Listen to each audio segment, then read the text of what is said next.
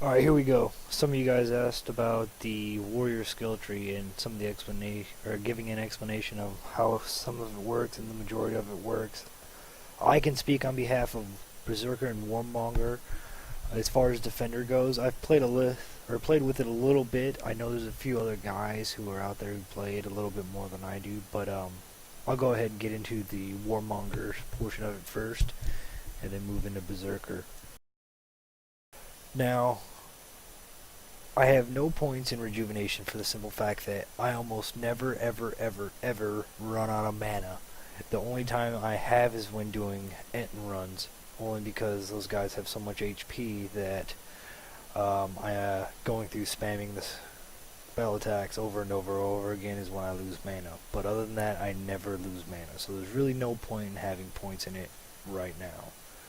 Parry's a lot of fun to have, and I recommend having all 5 points in it for the fact that anytime something hits you, you now have a 25% chance to automatically hit them back without even spamming an attack. Two-handed weapons are the way to go. They do the most damage in game as of now. So definitely want 1 point in there to go ahead and move on. You get your two-handed experience.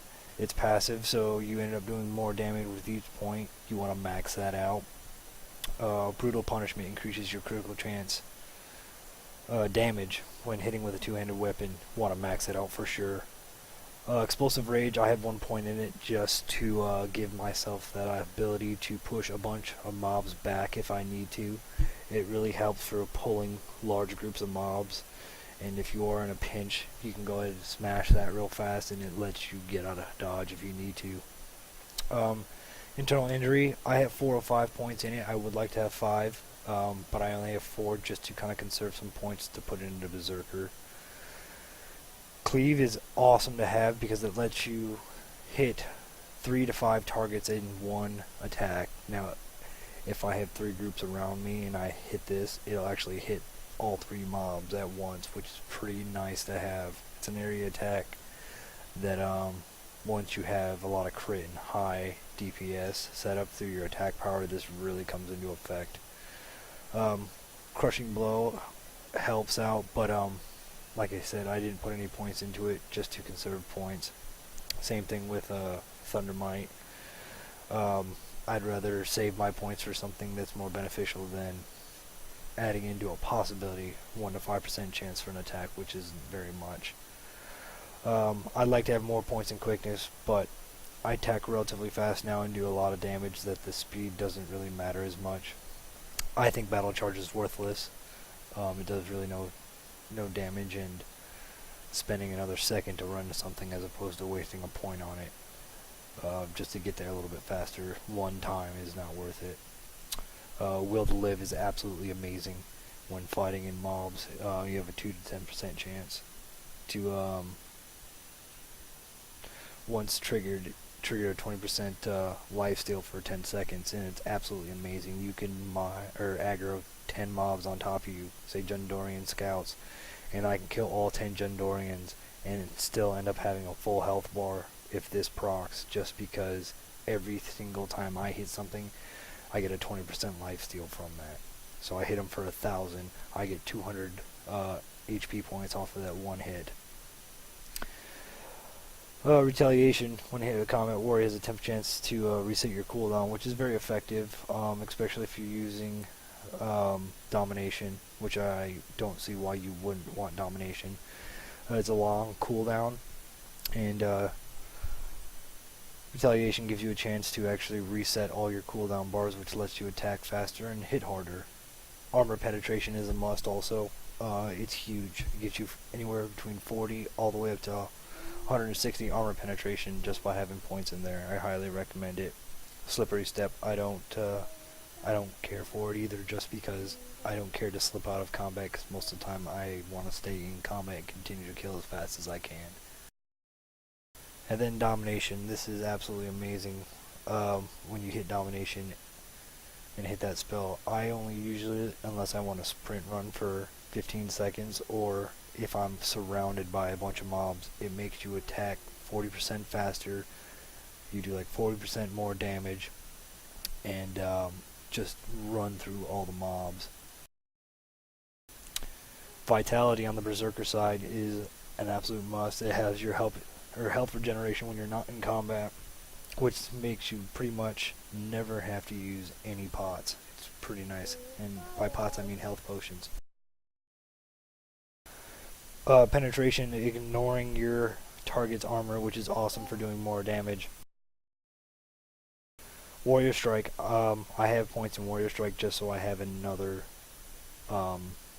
attack I can have, and usually this is my most loved attack, other than actual slash itself. Now I would like to have points in improved slash, but I would have to give up a lot of my Warmonger just to get to improved slash.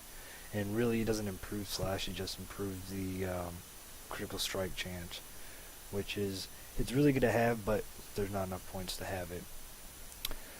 And then swiftness is nice to have, except for I prefer the Warmonger's portion because it caters to two-handed weapons and higher end damage and crit damage. You have subsidy, which reduces generation from attacks. Dual wielding. Brutal Rage, hit in combat. There's a 5% or 1 to 5% chance to slow a target. That's not that. No, that's fine and great and all, but I am a melee person. I don't want to slow somebody running in combat because they're not going to be running when they're standing right next to me. So it's, in my opinion, worthless. Accuracy is always amazing. I wish I had more points to put in accuracy because that 10% extra accuracy will be quite amazing. Disembowelment. Disembowelment's pretty sweet. It actually creates a bleed over time. It's not that great with higher level mobs, but it does help out quite a bit with lower level mobs. Frenzy. I've heard a lot of issues with Frenzy, so I can't speak on behalf of it at the moment. Devastating Strike. It increases your crit chance for melee weapons from 3 to 15%, which is huge. Whirlwind falls in the category with dual wielding. I haven't played around with it just because I heard there's too many bugs, so I can't really speak on behalf of Deadly Vortex, dual Whirlwind, and ambidextry. Critical Shock has a 2 to 10% chance to stun, so you have a chance to stun your target, which is very helpful if you don't have Ground Smash, wherever it is. Yep, right here. So it's a stun for you. Death Blow.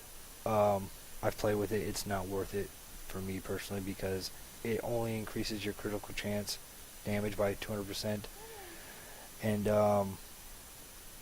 it doesn't last very long. It's got a long cooldown, so you get very little use out of it and never get to use it that often because it's such a long cooldown. And cooldown duration time. You see a very, very small difference between cooldown reduction when using the CD reduction. I've tried using it and didn't like the fact that I wasted 4 points on something that I don't get to see too much of an effect out of. And especially as a warrior, you're doing a lot more damage, so the cooldown doesn't usually have too much of an effect because you're auto attacking and you're spamming your attacks at the same time. But that's a general breakdown of the skill tree. If you want me to play around with a skill tree or a skill set that you have and see what I can find that best fits you, let me know and I'll give it a try. But for two-handed guys, this is the way to go. I would highly recommend giving this exact setup a try, and everyone I've recommended it to absolutely falls in love with it. Enjoy, everybody.